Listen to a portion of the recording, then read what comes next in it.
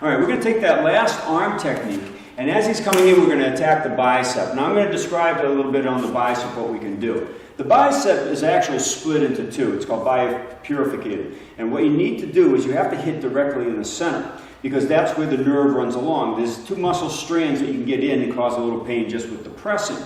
Now, if you hit with a broad side here or here, you're going to hurt the bicep. It just hurts, okay? And you're probably going to affect the nerve as well. But what I need to do is get in with a more penetrating attack, or a complete attack. And let me explain that. Everybody believes that Kyusho has to be this pinpoint accurate strike. And yes, they do work, and they work really great to affect the nerve. But you can hit a whole nerve structure as well. If you're just slapping on the palm, you can see how that weakens the knees. Now, as he comes in with this attack, and I palm that, you can see that that just weakens. Now, what I did with that is I didn't take out the whole, use the whole hand. I'm going to let one of the guys show you a great knockout just using the iron palm of the bubishi right on that area later, okay? But right now I'm just showing some of the techniques. So what I did is I just used the base and I dropped that, and you can see that and that dropped your blood pressure because I can already see your complexion's like gone. Forgot I had legs. Okay, can you explain what that felt like in your arm? In the arm hurt, but it didn't affect the arm as much as it affected the legs. It took me completely down. I couldn't stand.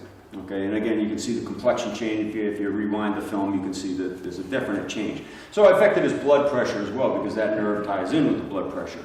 Don't want to get into the details of that. So I'll go a little easier on that. Okay, now, once he's come into this, instead of coming into the throw, what I'm going to ask you to do is, mistakes happen.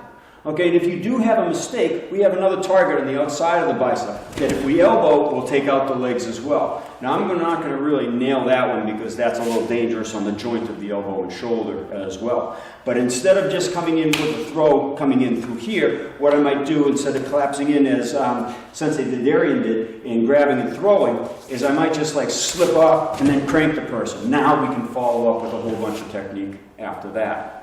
So on this side, you would just attack the whole bicep, hook into it, or come across and attack that outside set of nerves.